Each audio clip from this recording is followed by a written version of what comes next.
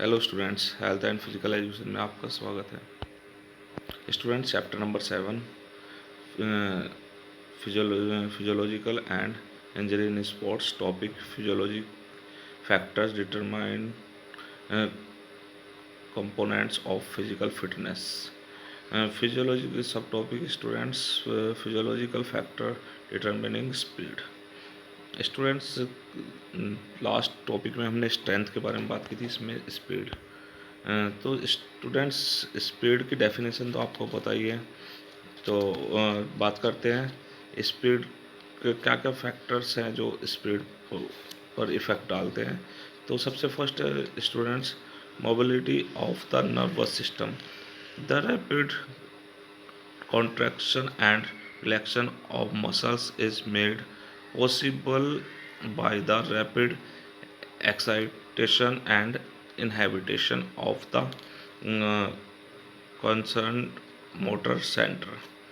Nervous system can maintain this rapid excitation and inhibition of for only for a few seconds, after which the excitation and inhibition for only for a few seconds, after which the excitation spread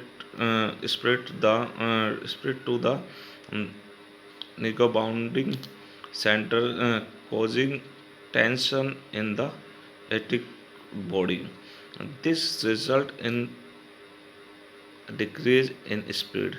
The mobility of the nerves can be trained only to a very limited extent. Students, mobility of the nervous system. Speed क्या है, हमारे जो nervous system पर depend करती है, क्योंकि nervous system से जैसे ही हमें सिग्नल मिलता है उसी के आधार पर हमारी बॉडी वर्क करती है, स्पीड से वर्क कर सकती है। अगर नर्वस सिस्टम से हमारी बॉडी को स्लो सिग्नल मिल रहा है तो हमारी बॉडी की जो स्पीड है वो भी स्लो होगी। अगर सिग्नल फास्ट मिल रहा है तो वो भी हमारी बॉडी भी फास्ट वर्क करेगी।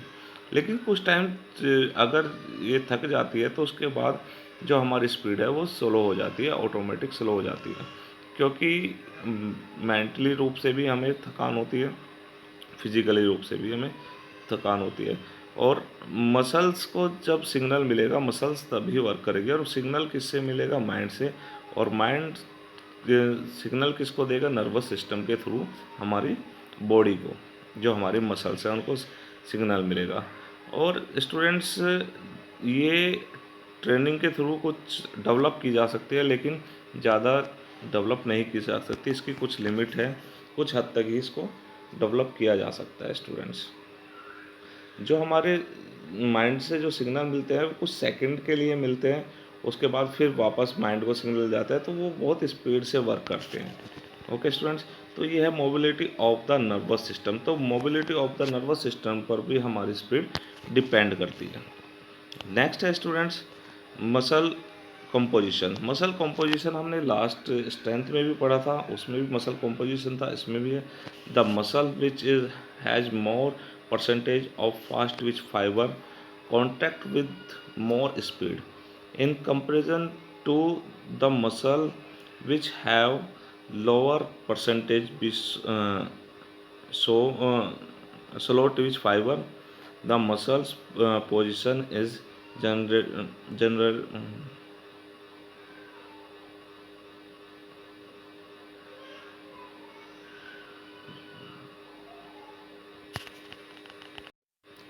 Genetical and can not be change by training. Students, जो अगर हमारी मसल्स के अंदर फास्ट ट्विच फाइबर है तो फास्ट ट्विच फाइबर की परसेंटेज ज़्यादा है तो हमारी बॉडी की जो मसल्स हैं वो ज़्यादा स्पीड से वर्क करेंगी। अदरवाइज़ अगर हमारी बॉडी के अंदर मसल्स के अंदर स्लो ट्विच फाइबर की परसेंटेज ज़्यादा है तो हमारी बॉडी स्लो वर्क करेगी।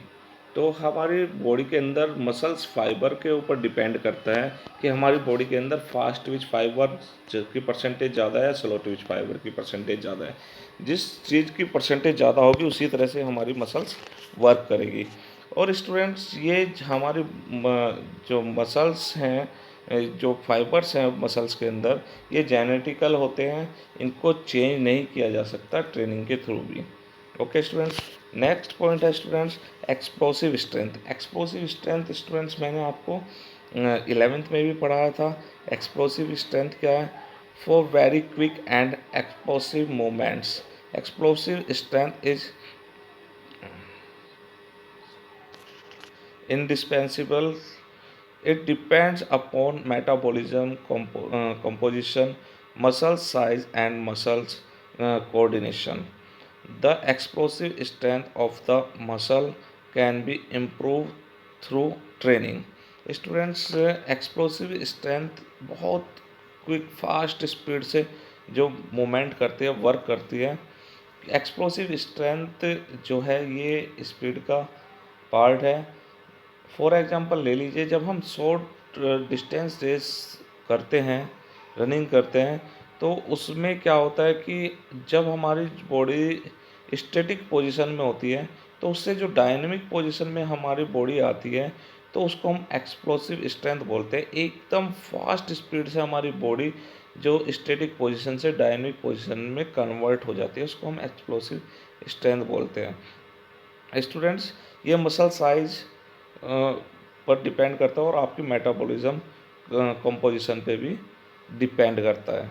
और स्टूडेंट्स, इसको ट्रेनिंग के थ्रू इम्प्रूव किया जा सकता है। जितनी ज़्यादा हम ट्रेनिंग करेंगे इसमें, उतना ही इसको जो एक्सप्लोसिव स्ट्रेंथ है इसको डेवलप किया जा सकता है।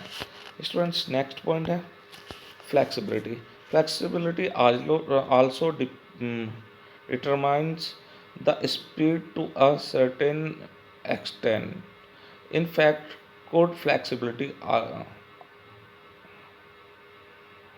allows maximum range of movement without much internal resistance.